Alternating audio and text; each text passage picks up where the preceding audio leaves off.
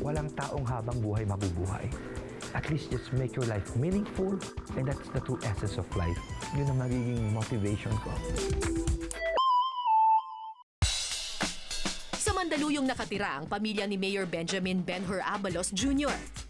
May lawak itong 498 square meters at Mediterranean ang estilong napili niya at ng kanyang asawang si Menchie.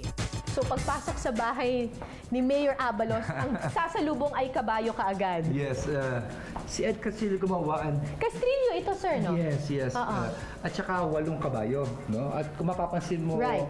para papasok ng bahay, sabi nila swerte raw yun para pumapasok sa ng bahay, yung 8 horses. Bakit 8 horses? Kasi swerte yung number 8. Yes, kasabihan Infinity. Infinite. Yes. Oo. Makikita agad pagpasok ang upuang ito na gawa ng Filipino furniture designer na si Kenneth Cobonpue. Sa altar naman ng pamilya makikita ang istante na galing pa raw ng Betis, Pampanga. Tapos ito, collection of yung mga saints, mga Yes. siribulto na... Yes. Our Lady of Peña Francia? Yes, actually, that's an actual replica.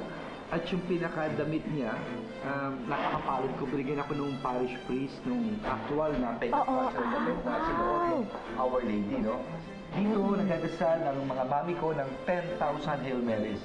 Imagine, 10,000. 10,000 Hail Marys 10,000. every... That was every week before. Nung nakakulong ang daddy ko, may mga problema kami, at ang daming miracles na nangyayari. So this is your sala? Yes, this is Oo, the sala. At usually kapag pumupunta ako sa bahay ng mga politicians, malaki lagi yung sala.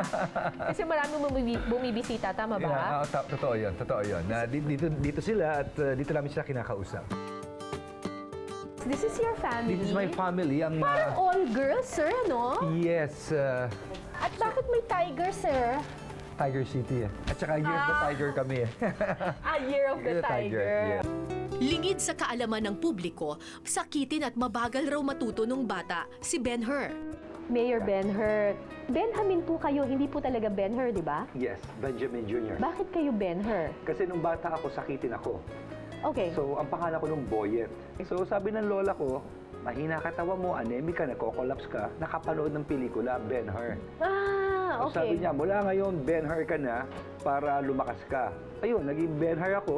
So, gumaling naman kayo. Naging mas malakas nga ba kayo noon? Lumakas naman ako at naging active ako sa sports. How Oo. was childhood? Alam mo, late learner ako. Hindi ako, ano man tawag nila, dyslexia ba yun or what? You were dyslexic, nababali-baliktad din yung mga Oo, letters. nababali-baliktad ko. Sabi ko, ang hirap magbasa. Pinagtatawan ako ng ate ko. Alam mo, paano ako natuto magbasa? Paano? Ang Filipino language ang pinaka-consistent. Kung anong letra yun ang pronunciation. Let's say, babe, bibo, Oo. kung baba, baka, bata. Di ba? Yun na yun. So from then on, I became a voracious reader. Naghabol naman ako. At hanggang ngayon, you are still a voracious reader. Up to now, if there's one thing I cannot sleep without reading a book. Nang makapagtapos ng abogasya, nagtayo ng sariling law firm si Ben-Hur. Ngunit makalipas ang ilang taon, napasok na rin siya sa politika dahil sa kanyang ama na nooy nanunungkulan bilang alkalde ng Mandaluyong. Unang-una, naging human rights lawyer ako noon. Okay. Araw. So na-enrich ako rito. And then, sabi ng daddy ko, Ben-Hur, gusto mo i-appoint kita sa City Hall, tulungan mo ko. Sabi ko, dad, ayoko, hindi maganda. Pangit yung appointment, hindi maganda sa ano. If I have to be there to help you, I have to be there dahil binoto ko ng tao. So you ran. So I ran. And As this what? was 1995 as councilor. So I became the #1 councilor then of Mandaluyong. 1995, my father was the mayor. Ang hirap maging junior kasi constantly you're being compared. Who's the better mayor?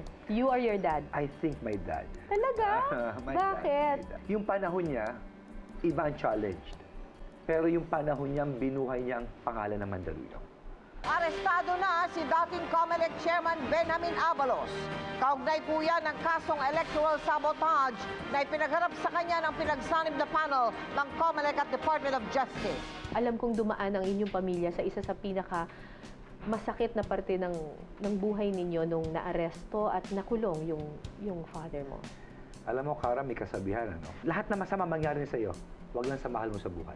Ang tatay ko ngayon ay napakasaya. Sabi ko nga, mag-enjoy ka na lang, dad, kayo ng mami.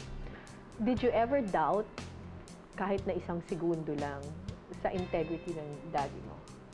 Kilala ko po ang ama ko. In fact, nung naging COMELEC siya, yung mga taong natulungan niya, ni 5 wala siyang nahingan.